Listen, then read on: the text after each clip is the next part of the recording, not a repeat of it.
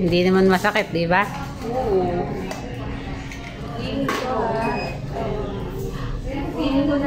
Kayang-kaya yan. Paano ka magiging dentist kung hindi ka tatakot ka? Hindi po eh. Pwede nyo po ba linisin? Ito po, linisin po natin.